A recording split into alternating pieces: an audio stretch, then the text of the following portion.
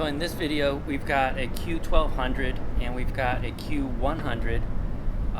So you can see that the Q100 doesn't have the built-in lid thermometer that the Q1200 does.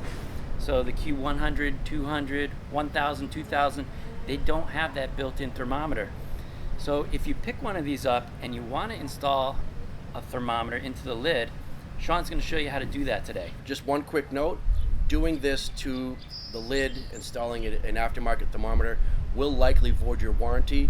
So if that's something that you're concerned about, you can pick up a replacement lid with the inset thermometer from Weber. Outside of that, this is about a $10 fix to get a thermometer and an older grill. All right, let's do this.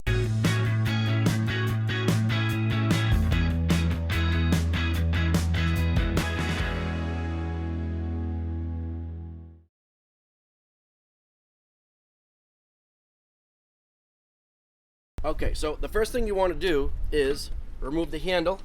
So you need a Phillips head screwdriver. Hold on to these screws.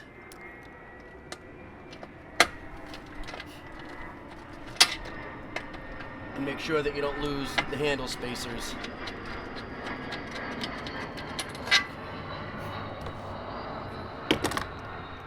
You also want to remove the grates, the cooking grates, because when you punch through this with your drill, metal shavings will get in there. You want to make sure they're not on the grates. You want to make sure they go right through and you just throw them away.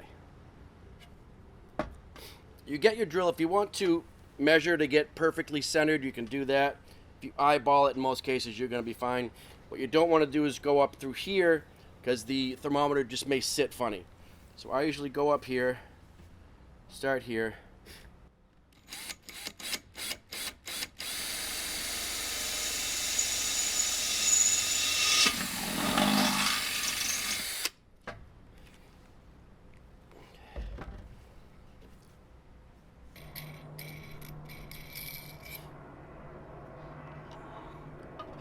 As you can see, I'm going to need a bigger drill bit to punch through here, so I'm going to go grab that now. Okay, so you'll notice on the back of these, where this part here screws in for the wing nut, it's thicker than this part here. So you're going to want to make sure that your hole is big enough to accommodate the thickest part of this stem. So I grabbed a bigger drill bit. See what that happens.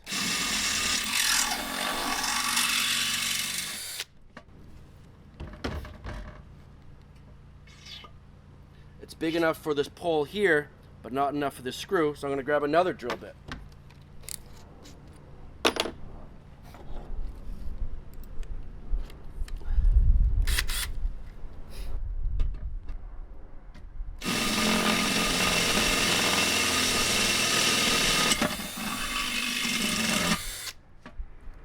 So this hole is now big enough. Pop the thermometer through. You secure this with the wing nut, and you have now successfully installed an aftermarket thermometer on an older Weber Q that doesn't have a thermometer already installed. Alright, I'm going to go ahead and reinstall the handle. Make sure that your Weber Q logo is facing up and not down.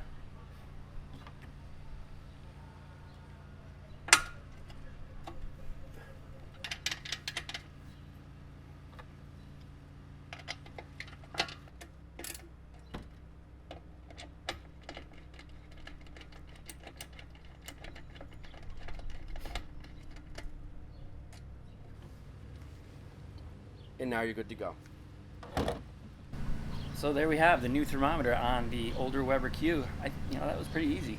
It's about a 5-minute project, as long as you're not afraid to use a cordless screw gun. A lot of people on the Weber Q page that I moderate will ask, hey, I want to put a thermometer, I don't like it, should I spend the money on a new lid? Sometimes the lids are over $100. So instead of doing that, getting a lid like this, you just buy a $10 thermometer, pop a hole through there, put a wing nut back on, and you're good to go.